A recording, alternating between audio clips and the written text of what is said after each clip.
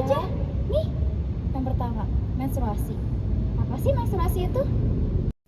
Menstruasi adalah proses seluruhnya dinding rahim atau endometrium yang menebal disertai dengan keluarnya darah. Rata-rata siklus menstruasi berlangsung selama 28 hari. Perubahan hormonal selama siklus ini sangat berpengaruh kepada mood perempuan. Oh iya, habis itu ada yang namanya siklus folikel.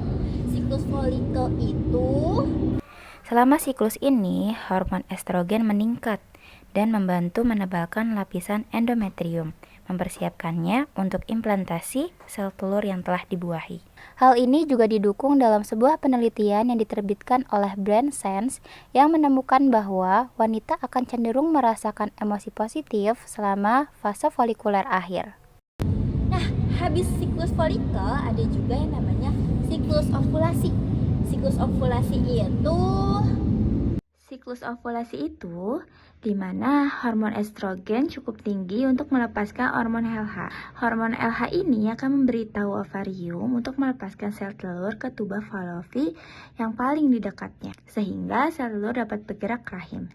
Dengan kadar estrogen yang tinggi sebagai respon terhadap pelepasan sel telur yang akan datang, maka akan mengalami rasa bahagia, menarik, dan hasrat seksual. Selama siklus ini, hormon testosteron juga meningkat, sehingga meningkatkan suasana hati dan energi. Aku tahu tuh habis itu siklus apa? Siklus luteal kan? Iya betul, habis itu siklus luteal. Emang apaan sih siklus luteal itu? Siklus luteal itu Setelah proses ovulasi terjadi, folikel yang tersisa berubah menjadi korpus luteum. Korpus luteum ini menghasilkan hormon yang disebut progesteron. Jika telur bertemu sperma dan dibuahi, korpus luteum ini terus membuat progesteron yang membantu lapisan rahim tetap tebal dan sehat. Namun, jika telur tidak dibuahi, korpus luteum akan rusak dan kadar progesteron akan turun. Hal ini menyebabkan gejala PMS seperti kram, tumbuhnya jerawat, sakit kepala, bahkan membuat kita merasa cemas dan sedih.